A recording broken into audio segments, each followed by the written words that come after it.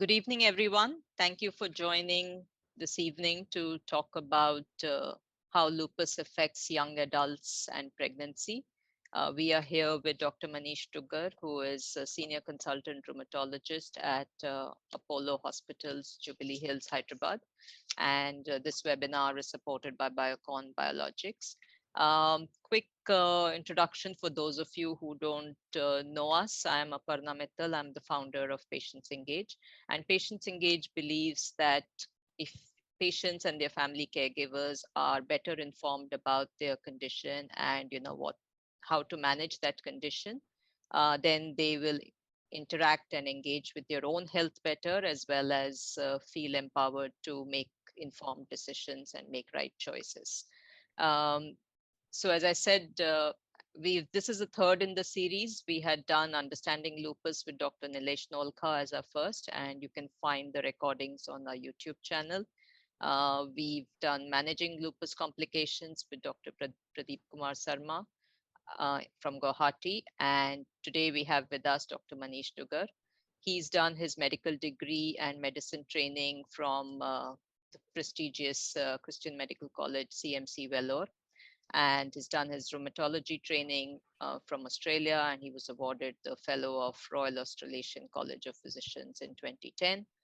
Since then, he's been a consultant rheumatologist at Apollo Hospital in Hyderabad, Jubilee Hills, and he has a rich experience in treating various rheumatological conditions, especially lupus. As always, a reminder to our audience that the information here is not to be treated as a specific medical consultation. So, doctor cannot answer your specific questions on treatment choices, etc. But generic questions will be addressed. And you can always reach the doctor after over the next few days through the Apollo Hospital website. This session is being recorded, and if you're logged into Zoom, you can post the questions on the Q&A.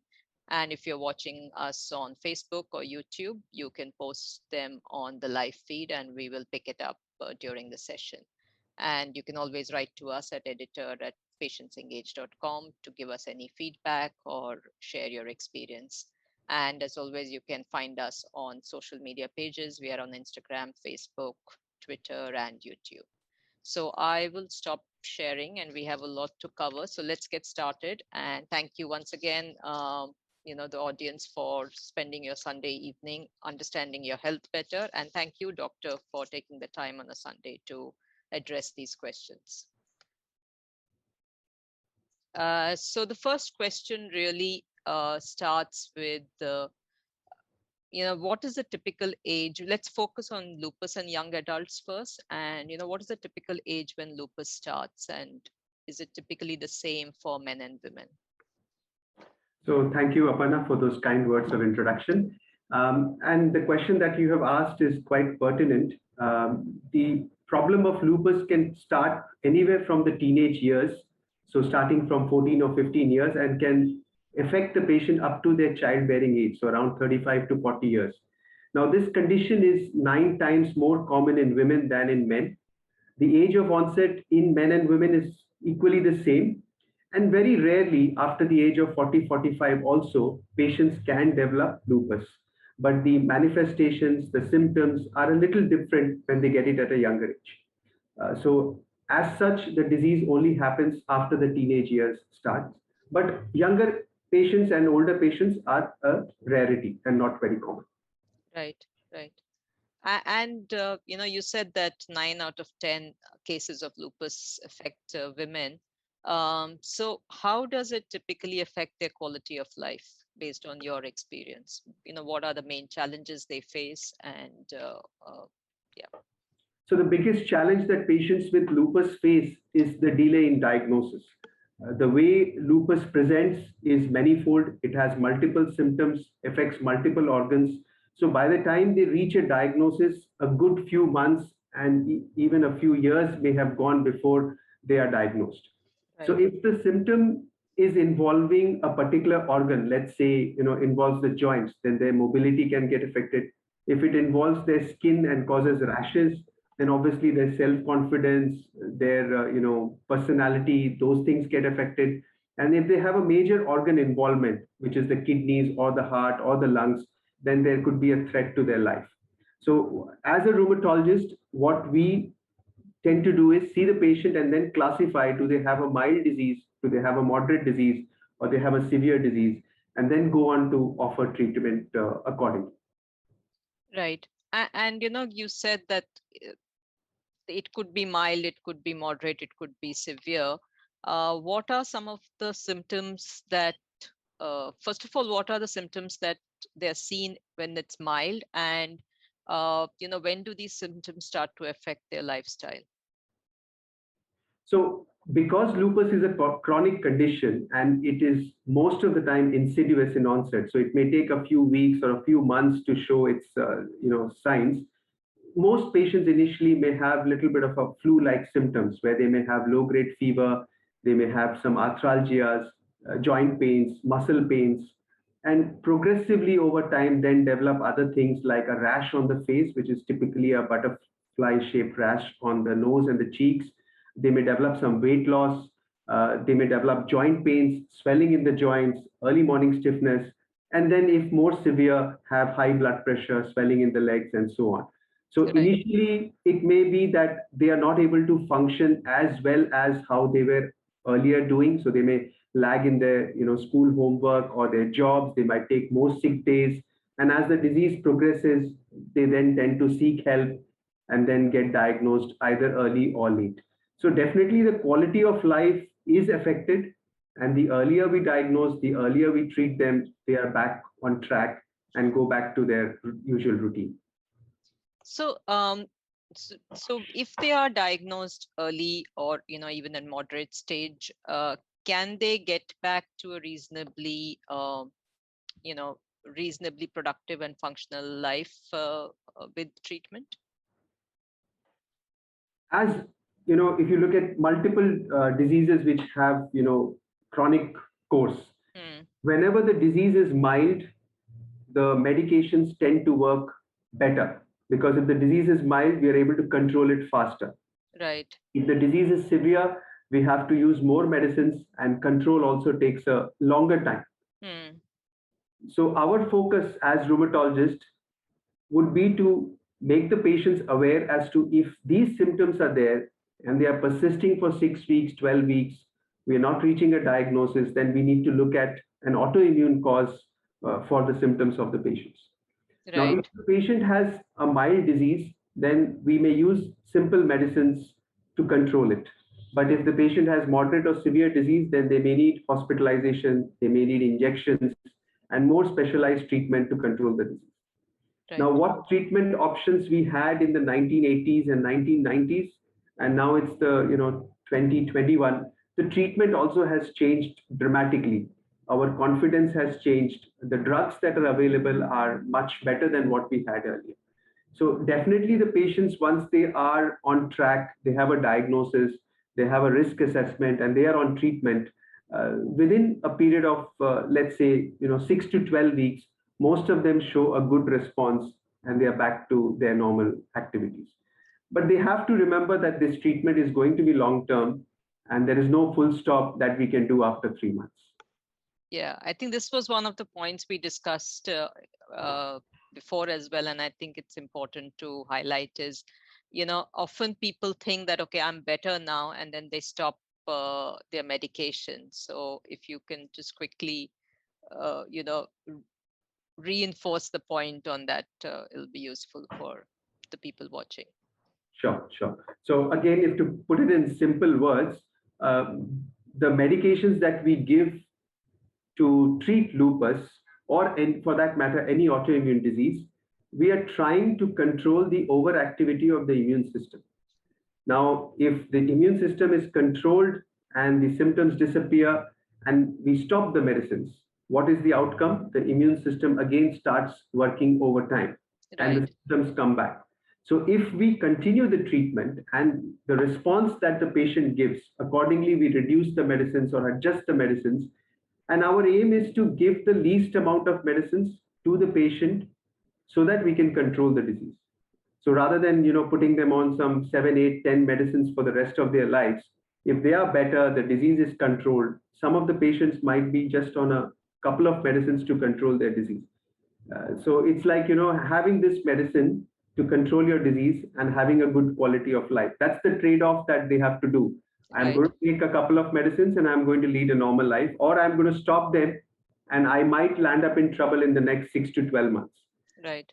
The other thing is that the medicines also have an effect on the body for some time. So patients tend to believe that I stopped the medicine on Sunday and Monday, Tuesday, Wednesday I was fine. From Thursday I started having problem, or I stopped it in March and I was okay till August. Right. So that they have to understand is that some patients the problems might start in a few weeks. In some patients it might be 6 months. Mm. So we need to, that's why, continue the medicines in the bare minimum doses, whatever is required for the patient. Some patients Right. require a lot of medicines, some people require only a few medicines, which Right. has to be tailored to the individual. Right. Right. One question that's come in, doctor, from the one of our audience is how to identify lupus. Is there any diagnostic tests available? Okay. So there are some, typical presentations which will say that, okay, the possibility of lupus diagnosis is there. And the Mm. number one, is the age and the gender of the patient. So if it's a female patient who is having non-specific symptoms like fever, joint pains, maybe some rash on the face, oral ulcers, losing Right. weight, and it's been going on for 6 to 12 weeks, we need to think about an autoimmune condition. And the commonest in these patients would be a lupus if there is a lash. Mm. So for a rheumatologist, because the patient may have seen multiple doctors before coming to us, it could be their general physician, the internal medicine specialist, or the orthopedic, depending on what symptoms they have. So Right. we have the advantage of time where the disease has evolved over the last few weeks or months. It's like a like a portrait. If it's Mm. half finished, we don't know what it is. But maybe sometimes when we see the portrait, it's full and we can guess, okay, this is the problem of lupus which is going on. Right. Once the clinical diagnosis of lupus is suspected, there are tests which can be performed, which include a blood test. So the commonest test that we do to confirm the diagnosis is called the anti-nuclear antibody test, or the Mm. ANA Yeah, test. that's right. And then we do something called the ANA profile or the ENA profile to confirm the further antibodies which are present. And along with this, we do some other tests looking at the hemoglobin, looking at the urine exam, looking at the creatinine, complements. These help us to basically assess how aggressive the disease is, how much it has affected the patient, and then plan the treatment. So Right. definitely the clues are there in the history and exam, and they are consolidated by the investigations and the clinical examination. Okay. And in terms of because you said it affects young women, does it affect their hormonal cycles, their menstrual cycles as well?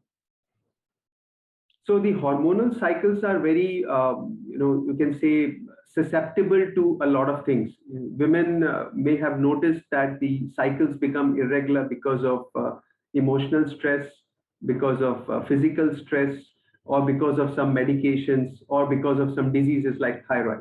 So Mm. lupus is no different. If the lupus disease per se is causing problems in the body, which could be fever, which could be anemia, where the hemoglobin is low, or problems with the significant organs like kidneys, they will notice that the periods are delayed or the periods don't come. Because Right. one way it's the body's mechanism to conserve the blood if the cycles are delayed. Right. So that is probably an indirect, a cause of the disease rather than a direct cause. But again, that has to be looked at. We need to look at the other causes of period delay as well. But lupus, yes, indirectly it can cause hormonal disturbances. Okay. Okay. And in terms of we talked of that you can get to a fairly normal lifestyle, but let's because it's common questions that people have is, can I complete my studies, can I work? What's been your experience with if you are on proper treatment and if you are following the protocols recommended, are people able to live and kind of study fully, or do they have challenges as well? Yeah, yeah. So I've had patients who have come to me in their teenage years when they were going to school. I've had patients who've come to me in their late, 20s, early 20s when they were into their colleges where they were, doing their career, and also women who've come post getting married and, thinking of starting a family life. Right, So one thing is there that if the disease is mild, they quickly recover. So it's probably a few months of their active, productive life that they lose. right, If the disease is aggressive, then there are a few patients of mine who had to lose 6 months or 1 year of their curriculum because they had to get their disease controlled. If somebody is having a fever every day, not able to get out of chair on their own, how can right, you expect them to go to school? correct. But I've had people who have finished their schools, gone to high school. Few of them have completed their studies in chartered accountancy. There were a few people who became doctors and finished their course. So with treatment, with the right advice, and with the right we can say the right time to treat the disease. Right. The delay in diagnosis and the delay in treatment does more harm than good. So, with good treatment and good follow up, good compliance with medications, most patients do generally well and they are back on track. So, just on that, right? Because you talk of delay in diagnosis, and we see that as well in a lot of the experiences that people share. Um, I know we've talked of the symptoms of rashes that are not understood. Is there a how much time should they give, or if they've tried out talking to a GP or a dermatologist, at what stage, if their dermatologist doesn't refer them to a rheumatologist or their GP doesn't refer, should they be taking that initiative themselves? And if so, after how long of trying different things? So, if we have a disease which is, let's say, viral or infection or something which is maybe going to settle on its own, usually 6 weeks to 12 weeks is the time that it takes to settle on its own. So if we have an injury and there was a place which was hurting, Hmm. we all notice that within 3 to 4 weeks, the injury heals, the site of pain becomes normal. But if the symptoms persist and they persist for more than 6 weeks, or you've Right. seen a couple of doctors where the diagnosis was not clear and there's no headway, then maybe looking at an autoimmune disease workup is a possibility. Now, there are a few instances which I would like to share. Is there are, patients who've had problems and they have come to a rheumatologist and got better. Hmm. So they are the ones who are actually very good sometimes in picking up what's happening, and Right. they refer their relatives to me, saying Hmm. that okay, I had this problem of joint pain, rashes, and this is what the doctor told me. You've had it for 1.5, 2 months. Why don't Correct. you go see this doctor? Correct. The second good thing that we have in India is that we can just walk up to any lab and tell them to do a test for me. Hmm. Most of the time, a doctor's prescription may not be needed. I can walk up to a private lab and tell them I want this test. So there are a few instances where the patients have done the tests, come and seen me and shown me, okay, doctor, I did this test, it's come positive. Now what do I do?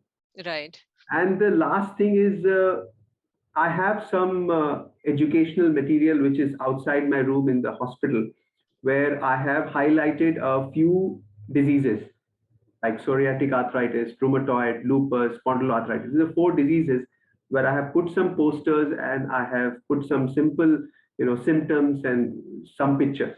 Hmm. I am quite surprised that, in a month, at least 5 to 10 patients will look at that and come and see me and tell me, doctor, I have that problem. Is it that? And honestly, sometimes it turns out. So Correct.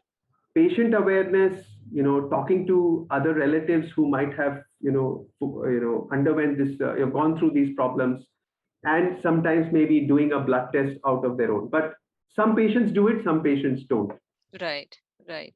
Yeah, so I think that's always a tricky one, right? Because on the one hand, we tell people don't Google and search for information, don't self diagnose, but there are times where it is helpful to.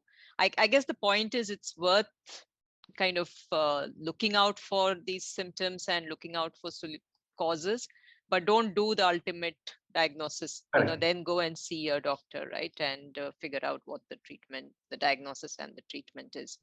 The other We thing that, sorry, go ahead. Yeah, no, we can't stop anybody from Googling nowadays. So that's part of our life. What Right, I was trying to get across is that there is no harm in reading about your disease. There is no harm in Googling your symptoms. I don't mind that. But right, interpretation of the test, the interpretation of the symptom, and the final diagnosis should be left to the doctor. right, right, Because if we do it on our own, it causes undue stress. correct. Yeah. And if the patient is desperate, not getting better, and for the satisfaction of the patient, if a test is performed and it shows a path ahead, then what is the problem? Exactly. At the end of the day, we want the patients to get better. Yeah, yeah. And I think that's perfect, because that's exactly what we also say, that it is important as patients to be aware of your own symptoms, your own body, and take action accordingly. So thank you for that. One question which we've received is on flares. Why do flares happen, and what can we do to prevent them? So a flare in simple terms is the disease has become worse. Now the Mm, disease can become worse because of no reason. So mm, the first reason is that there is no reason. It just goes up and down. So it has happened. mm, The second reason is there is a trigger. Now, what is the trigger? In lupus, the one of the known triggers is sun exposure. So if right, there was a patient who went out on a 40-degree afternoon and had a lot of UVB radiation, or went to the beach and had a lot of sun exposure, and they had this disease earlier, or they had a tendency to develop this disease, they might see that the disease is getting worse, or the diagnosis has come to the forefront. right, And they have developed some rashes on sun exposure, they have developed some joint pains, and they've developed some oral ulcers and things like that. The other trigger is occasionally viral infections. So right, viral infections have a tendency to upset the balance of the immune system, and the immune system tries to fight these infections, and in that overactivity also tries to damage the joint. The fourth trigger is in lupus is pregnancy. So pregnancy can flare the disease or cause worsening of the disease, especially in patients who've not had their disease, which is well controlled. right, So these are the four conditions. And again, as I have mentioned earlier, depending on the organ which is involved, depending on the amount of disease flare, the simplest thing would be to increase the dose of your medications for a short period of time to control the disease, to remove any triggering factors, which would be, avoiding sun exposure, using sunscreen lotions, treating the infections promptly. And if it's a pregnancy which is causing the flare, then we need to take some simple decisions or tough decisions, depending right, on. right. So we'll come to pregnancy, because I think that's the next good segue. Just want to let people who are watching know that if you do want any of your questions answered in Hindi, just ask for that, and then we'll answer that in Hindi. Um, Also, we've received a request that my daughter is an SLE patient, and there seems to be ups and downs in urine protein. So whether I should be changing medication, and she's been on this medication since 2014. What would be, he says some nephrologist told him that uh, the medicine should be changed after 2 years or something. What should be the plan of action, or what should be the step that he should take for his daughter? See, involvement of the kidneys in patients with lupus is a serious complication, which can lead to high blood pressure. It can lead to protein loss, which can cause swelling in the legs, and eventually, if not controlled well, few patients they can even lose their kidney function and go on to dialysis. Now, the problem comes with patients with lupus is that the disease is not going to go away, it's going to stay. Mm, So, over time, what I have seen in my practice and other rheumatologists also is that occasionally the medicines that we use to control that aspect of lupus tend to fail. And we call right, it secondary failure, where they have worked better in the initial years, but in the later years, the medicine doesn't work that well. Mm. So if that's the case, then definitely the treatment has to be changed. Right. Okay. The second reason occasionally we see is that the patients may not be taking the medications the way it has been prescribed.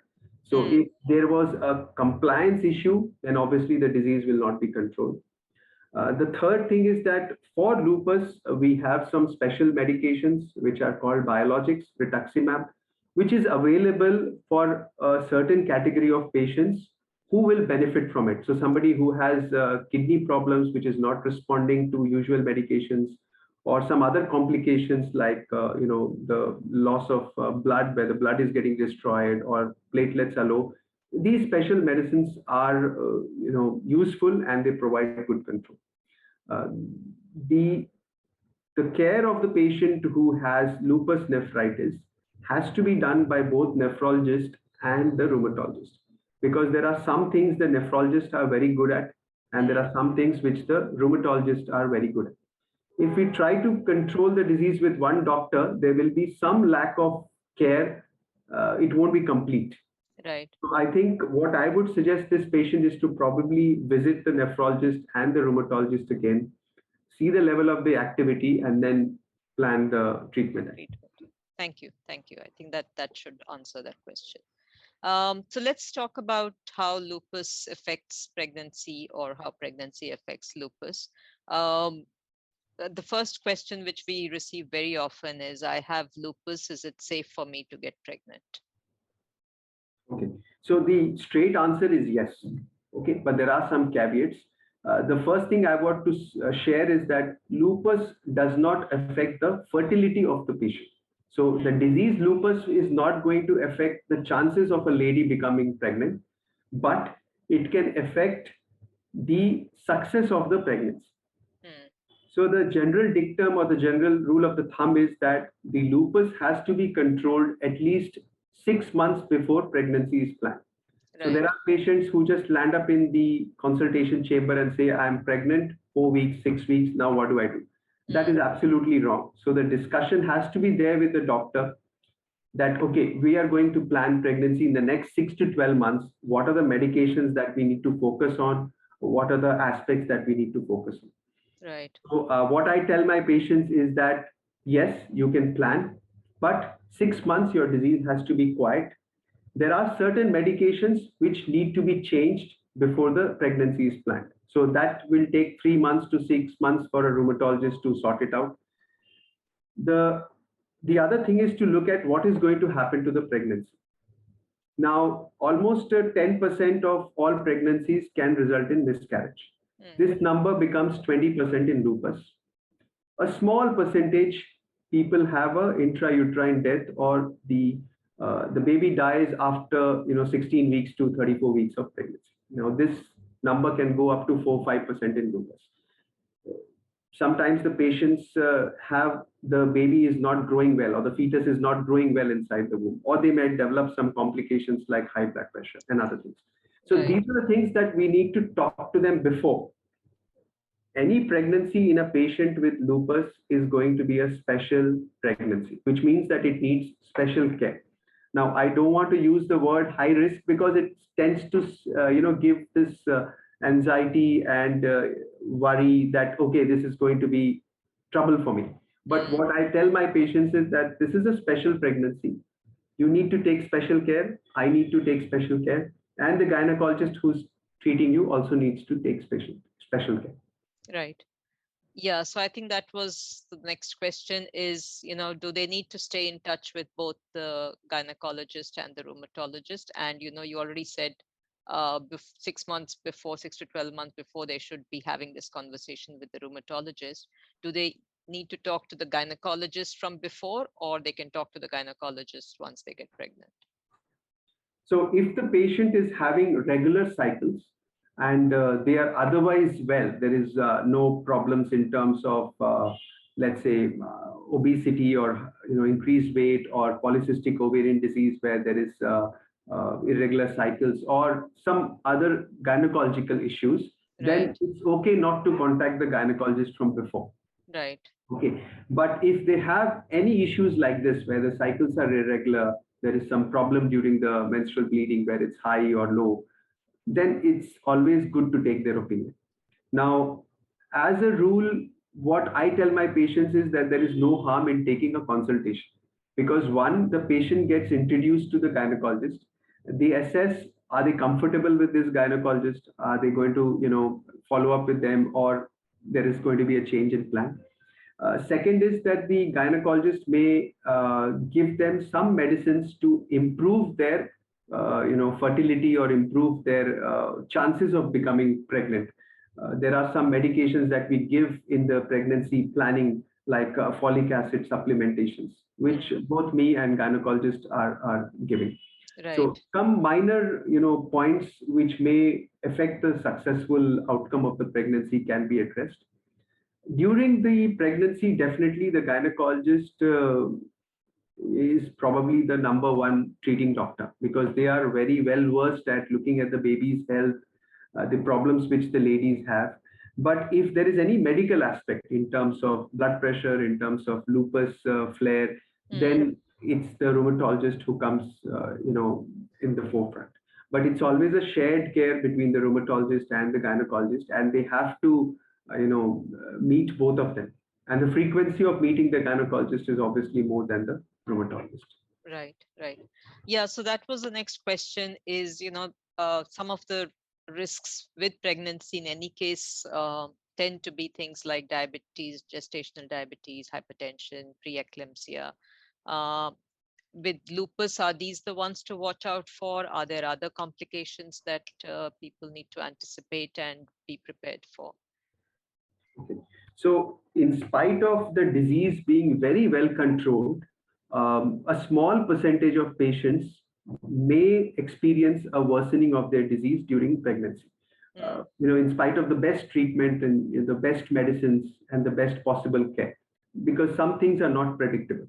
Now, if the patient has a pre-existing problem, because of the kidney issue, they are on hypertensive medicine. Because of the use of steroids, they have developed diabetes. Then obviously this becomes a very, very special pregnancy, because we have to look after the diabetes and hypertension as well. Mm. Now, during the course of the pregnancy, a small minority of patients may develop high blood pressure and diabetes as well. Now, this can be unrelated to the lupus, because now we are seeing people who are becoming pregnant for the first time after the age of 35 years. Right. So this, you can call it little bit, older pregnancies, they have Mm. more problems of hypertension, diabetes. It's more common than somebody who's 25 or 20 years old. Right. So the medications for hypertension, diabetes have to be adjusted such that they are compatible with the fetus and the well-being of the fetus. Preeclampsia or high blood pressure is a normal, or not normal, or maybe one of the complications that we see in patients with pregnancy. It happens in patients with lupus as well as normal patients. Mm. And it's sometimes very difficult to distinguish the high blood pressure. Is it because of preeclampsia or because of the lupus which is getting flared? So there are Right. some clinical clues and some tests that we can rely on. But obviously, uncontrolled hypertension, uncontrolled diabetes, and preeclampsia, they all lead to number one, preterm delivery, where the baby is born by 28, 30 weeks or even earlier.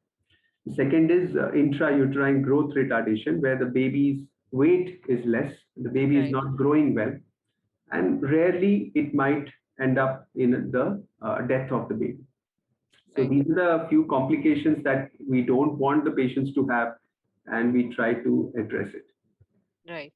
And if they do, I mean, ideally, if they're managing it well, or if they, they hopefully don't have flares during pregnancy. But do you have, what percentage of cases do tend to have flares, and what are the typical causes, and how is it managed? So if the patient is well controlled before the pregnancy happened, and they're on minimal medications with no comorbidities of diabetes, hypertension, and things like that, most of them, a great majority, you can say maybe 80% of them just sail through their pregnancies, or they have Mm. very minor problems. 15 to 20% of the time, they might have some problems like high blood pressure and things like that. And a small minority, 5%, have major complications in spite of being well controlled. Okay. Right. The major worry which I kind of focus on is that how to sustain the pregnancy. See, the first 12 weeks of pregnancy are the time where the fetus is very small, it's in the millimeter stage, and that time they can have miscarriage. After 12 weeks, when the fetus needs to grow, at that time they can lose the pregnancy. So in patients with lupus, there is a condition called antiphospholipid antibody syndrome, where they have certain antibodies which are formed in their body, and these antibodies make the blood very sticky, or they Mm. make the blood to clot. Now, if the blood clots, what happens? The baby is deriving all the nutrition from the mother. And Right. between the mother and the baby, there is an organ called placenta, Mm. which takes the blood from the mother and gives the nutrition to the baby. Baby. Now, if the clots are formed in the placenta, then the baby will not get any nutrition. So, what will happen to the baby? The baby will either become weak or die, or there will be a miscarriage.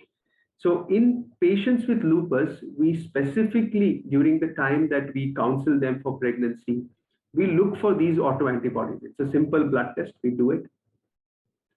So earlier it was kind of thought that maybe if the patient has history of three or more miscarriages, then we should do these tests. Sometimes we tend to do these tests if they have a single miscarriage, because patients are also very anxious to have a successful pregnancy. Mm. So depending, and because it's a simple blood test, I tend to do it because there's no harm. Anyway, they are going to get some other test done, and it's going to change our management. It's going to change the outcome of the patient. So Right. if these patients with lupus have no antibodies of antiphospholipid Mm. syndrome, then a simple blood thinner like aspirin, which makes the blood flow easily, is enough for them to go through the pregnancy. Right. But if these antibodies are present, or there is a history of miscarriage, or a history of intrauterine death, or some complications in the earlier pregnancy, then we might have to give them, along with aspirin, some injections which are called low molecular weight heparin injections to make the blood thin so that the blood is not sticky. So, Right. depending on the complications that the patient has had in the previous pregnancy, depending on the antibody results, these injections may be given to the patient, and this has to be taken throughout the pregnancy. So, the Right. aspirin tablet stops at 34 weeks of pregnancy, but the injections will continue throughout the pregnancy. The other thing that we look at is, if the baby comes early, are we prepared for it?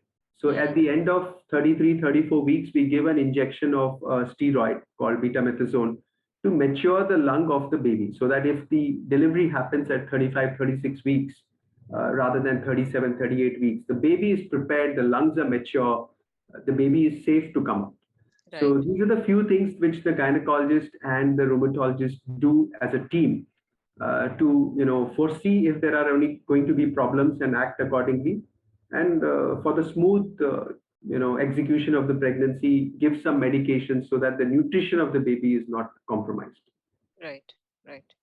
Um, and one question which I'm sure you hear often is, if the mother has lupus, will the child have lupus as well? I get this question very often. What I tell them is that any disease to develop, it's like a jigsaw where there are some genes which we inherit from our parents. Do we have any control over it? No. Mm. So there's nothing I can do about it, the genes that I got from my parents. The second is, there are some environmental triggers. Now, these environmental triggers could be sun exposure, could be virus infections. Then there are some, personal risk factors. So the commonest is smoking. Smoking is a trigger for many autoimmune diseases, and lupus is no exception. And then fourth is some event or some unknown factor which incites or brings together all these factors. Right. Unless all these four things come together, the patient does not develop a disease. Okay. Now, there are some instances where there is a cluster of lupus in family. So the two, sisters are there, both of them have lupus, or the mother has it and the daughter has it. But there Mm. are many families in which the mother had lupus, but the daughter didn't have. Right. So unfortunately, at this stage, we cannot do a certain test or a clinical exam or a history taking and tell them, okay, your risk of lupus is this. There Mm. is some progress where people have done some genetic studies to look at the risk of developing lupus in future. Right. But doing this test, is it going to cause more anxiety or is it going to give me some better results to manage the patient? Nobody knows. That's why they are not become a routine Mm. practice. True. But my suggestion to the patients who come to me is that if there is a family history of lupus, you know how the symptoms are, you know how the disease is. If you think that you have a doubt that, okay, I'm getting these pains, I'm getting these rashes, I'm having this problem, could it be lupus? It will be worthwhile just to visit the rheumatologist and have a check. Right. We do the test, we do the treatment, that is secondary. But at Right. least that first initiative to meet the rheumatologist will be, better. Will be better. Right. Right. Another question is, can I Just, breastfeed? Sorry, yeah, you go. sorry, there's just one more thing I want to Sure. add. Sure. Patients with lupus, when they deliver, there are two problems that the lupus can cause to the baby. One is that the baby can have a heart block where the baby's heart rate is low or it's very low. Now that's an emergency, and usually that happens in the 18th week onwards.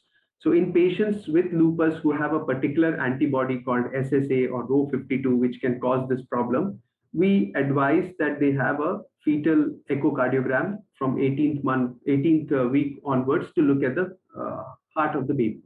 If that happens, then we have certain medications which we can give. And if it is a complete heart block, then the cardiologist has to do a procedure. So that's a serious problem. The Mm. second is in patients who have lupus, when they deliver the baby, occasionally the baby has a rash on the face, on the back, on the chest, which we call as neonatal lupus. Now, why that has happened is when the baby delivers, it has autoantibodies or the normal antibodies from the mother. The mother gives its antibodies to the baby for the first 6 months so that they can fight the infections. So Right. these antibodies also go to the fetus or to the child. Now, thankfully, these antibodies stay in the system only for 3 to 6 months, and neonatal lupus usually resolves in 6 months. So, can my baby have lupus? The answer to that is yes, is a possibility, but there are other factors which come into play, and it's not 100% that the patient or the child is going to have lupus. Second is the patient or the child can have some complications because of the maternal autoantibodies, which can be either transient or serious. Right. So, do you advise uh, that they discuss that with their pediatrician as well? So once the see generally any delivery which happens in a patient with lupus, uh, I advise them to do it in a hospital where there is some tertiary care facility available. Right. Reason for that is that the complications can happen.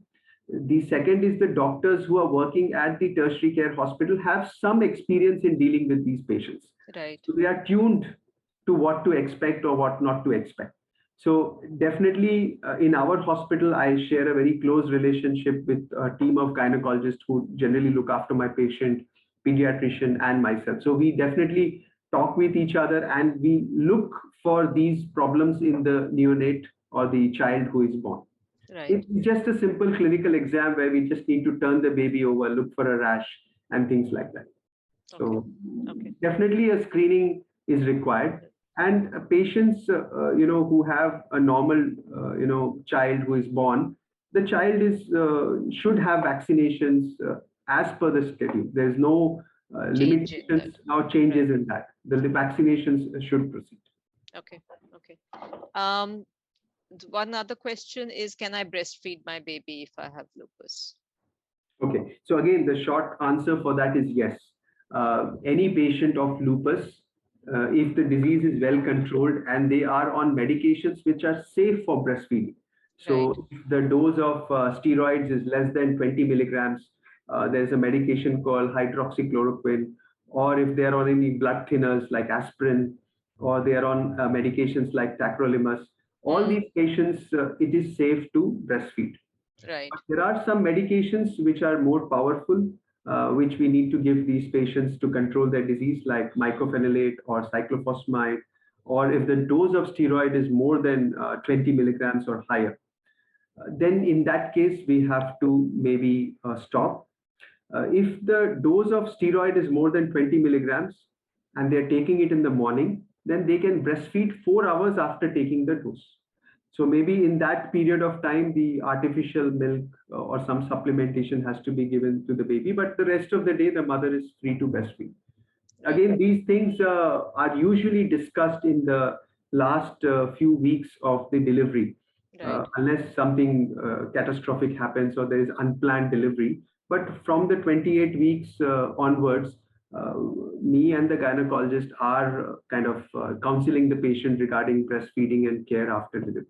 Right. And you said that there are no issues that lupus patients have as far as fertility is concerned.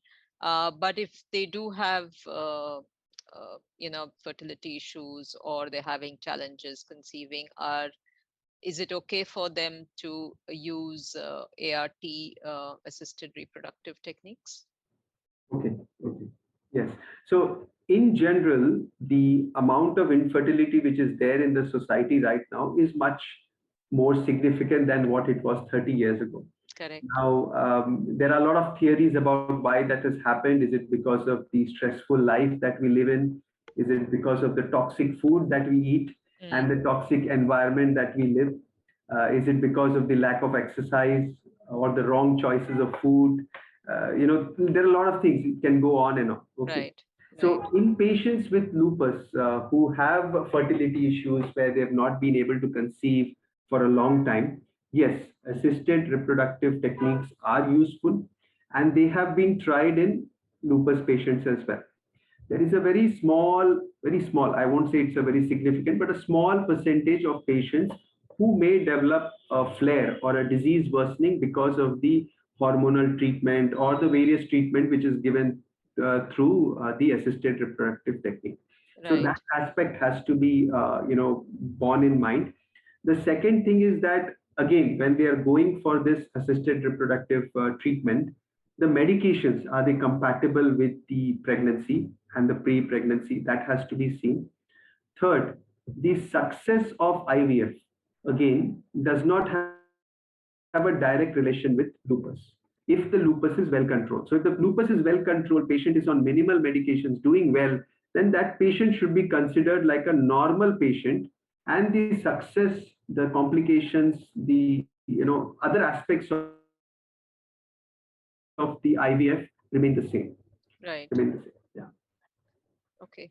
Um, One question, if the prospective dad has lupus, is there anything that they need to be aware of? Is there any risk of the child getting lupus from the dad, or is there any risk in terms of, does it affect the fertility of the dad? Okay. Okay. So one thing the men have an advantage is that they don't have to carry the child.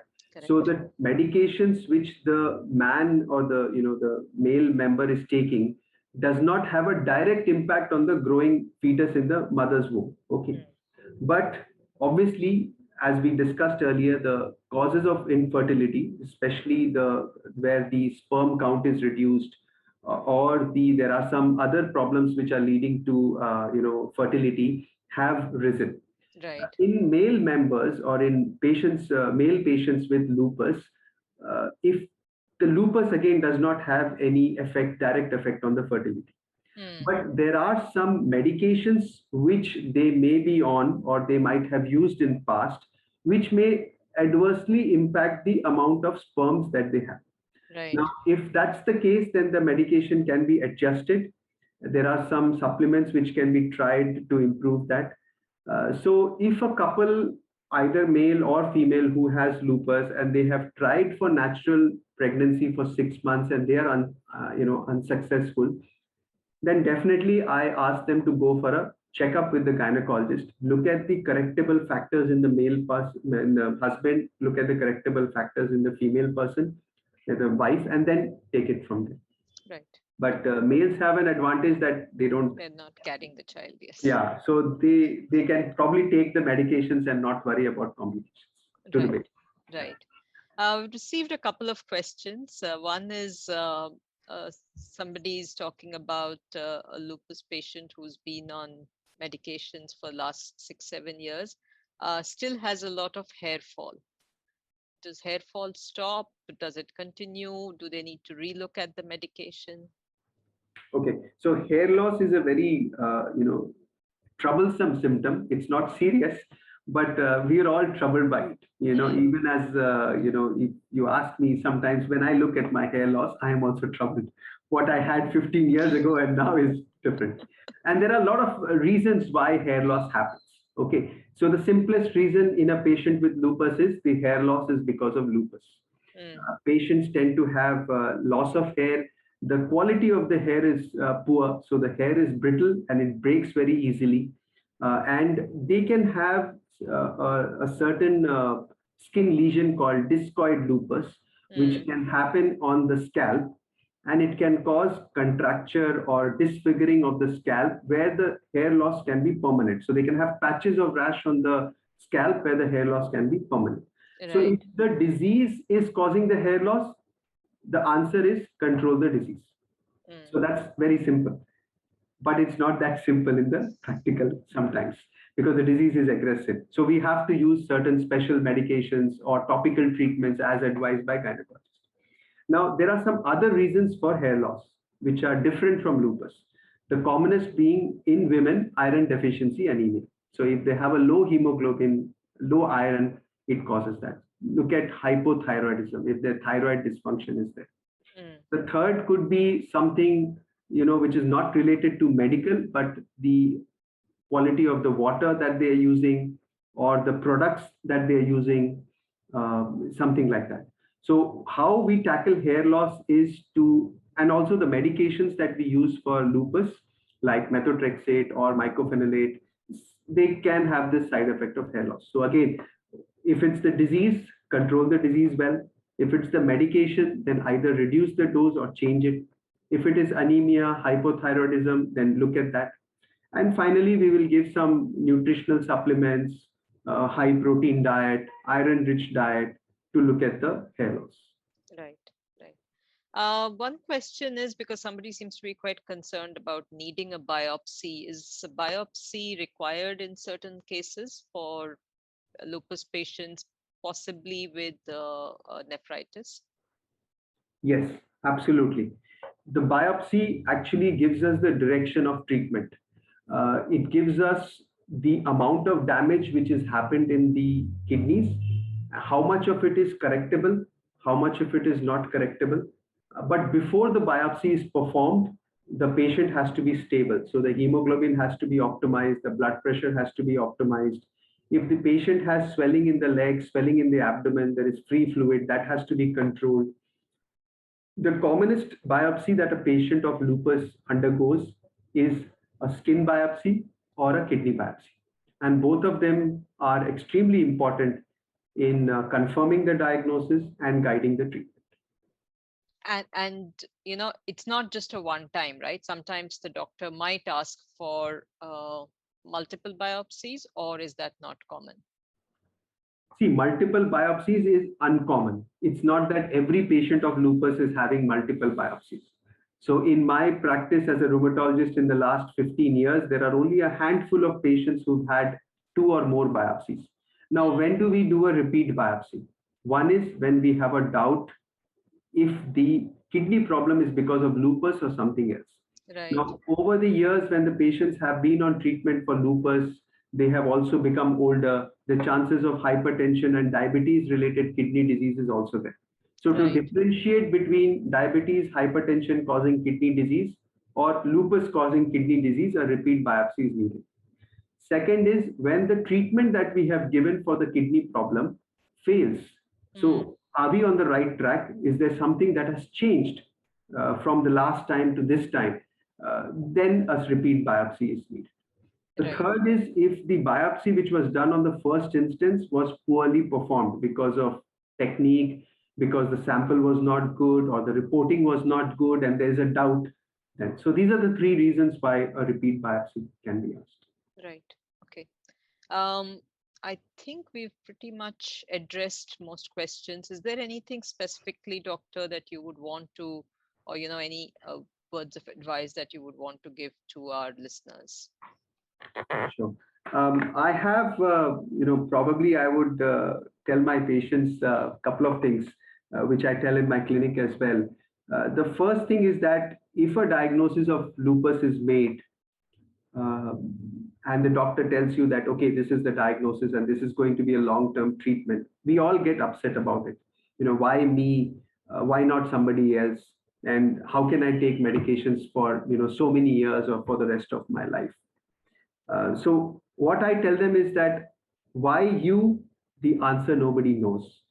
But you can take it in a positive way that maybe, the supreme or the God wanted to test your patient or your self-resolve, or you can say your whatever, your strength, and he's testing you through this. So first thing is that we accept, yes, there is a problem. Second thing is that if we treat this disease well, you can have a near normal life. Young women can get their careers on track, they can finish their studies, they can get married, they can have children. If they want to do something, it is possible to be done with the disease along with treatment. Only thing is that there might be a delay in the time. They might lose 1 or 2 years or 6 months of their life trying to control diseases. The third thing is that the compliance to the medications and the visit to the doctor has to be there. So there has to be a good relation established with the doctor. There has to be a supportive family member who they can talk to, and also a supportive friend or somebody who can accompany them for the doctor visit. Mm, Sometimes patients are hesitant to ask questions, and the family member takes the lead and asks questions. And I right. can understand, okay, the patient is not opening up, but this person is helping. The last thing is whatever can harm your disease. So, is it sun exposure? Is it smoking? Is it a lot of emotional stress, irregular eating habits? Those things have to be avoided. You can plan your day such a way that you have some periods of activity where you're doing a good amount of work, and then some period of activity which is less intensive, and some period of rest. So, if we manage our day like this, we can be more productive. Right. So, at the end of the day, it's like a shared care where the patient is the first and foremost, and the doctor and the family come second and third. So, if we work as a team, we can definitely, make the patients better. Right. Thank you. Thank you, Dr. Dugar. I think that was a very, very informative session for people. And we've had a few questions as well from the audience. So thank you to the audience for listening in. And thank you to Biocon for facilitating and supporting this initiative of lupus awareness. So, yeah, I think we covered a lot of good ground in terms of how lupus affects young people, and how women, especially who are very concerned about pregnancy or their families are concerned, can handle it, but you need to plan in advance and don't kind of get pregnant and then reach out to your doctor. So I think 6 to 12 months before you plan, you should have this conversation with your rheumatologist. And in terms of treatment, yeah, as doctor said, follow the treatment protocol and work through that. Um, and I think we know, I mean, there are lupus support groups as well now, so you can be in touch with them, or you can also reach out to us. There are people who struggle with the diagnosis or with the treatment and various points, but I think it's one of those things that you'll have to manage. And if you need to reach out to Dr. Dugar, you can reach out through the Apollo Hospital's website as well for setting up appointments. So thank you, Doctor, once again for taking the time on a Sunday evening. Thank you. My pleasure. Thank you.